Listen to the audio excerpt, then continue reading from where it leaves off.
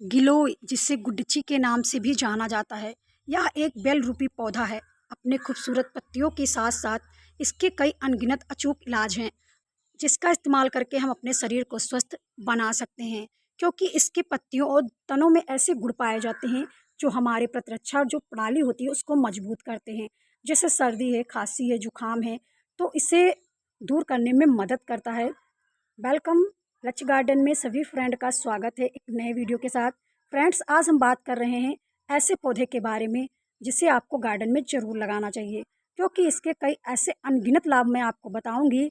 बिल्कुल चमत्कारी गुणकारी ये पौधा है, तो इसका इस्तेमाल आप ज़रूर करें। कहीं पर भी आपको मिल जाए तो चुपके से उठा लाना और अपने गार्डन में ज़रूर लगा देना, क्योंकि इसके अनगिनत फ़ायदे मैं बता रही हूँ। सबसे पहली बात, अगर हमारा पाचन नहीं सही है, जैसे कब्ज है, एसिडिटी है, तो ऐसे में इसकी पत्तियों और डंठलों का इस्तेमाल किया जा सकता है। दूसरी चीज़ ये कि जोड़ों के दर्द में भी बहुत आराम करता है। कहीं पर अगर आपके दर्द हैं तो इन पत्तों को पीस करके लेप लगाने से घुटनों के दर्द में भी आराम मिलता है।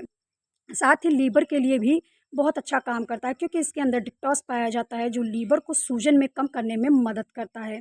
यहाँ तक कि अगर हमारे सांस से बदबू आती है तो भी हम इसका इस्तेमाल कर सकते हैं, श्वसन के लिए इस्तेमाल कर सकते हैं। सर्दी खांसी जैसे बुखार हो जाता है तो ऐसे में हम इनकी पत्तियों और तनों का इस्तेमाल कर सकते हैं। यहाँ तक कि फ्रेंड्स, ये कई और अन्य बीमारियों में भी काम आता है।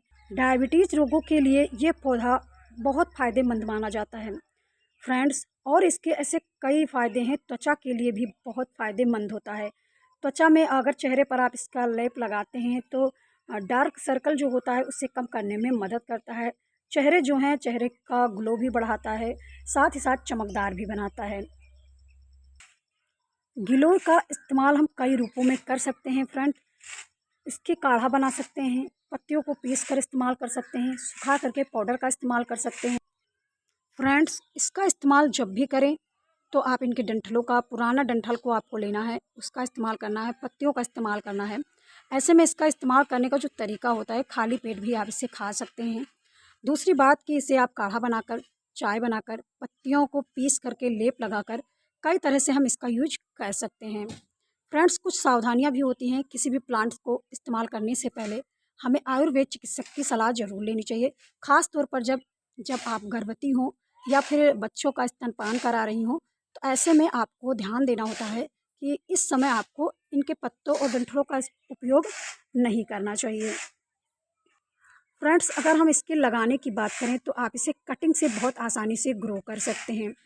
कटिंग जब भी आपको लेना है तो जहाँ पर नोड एरिया हो, गांठ हो, तो वहाँ से आपको पुराने डंठल का चुनाव करना है। और एक गांठ का जो एरिया होता है वो धरती के अंदर यानी कि मिट्टियों में ज़रूर होना चाहिए, लगभग 1-1.5 इंच तक।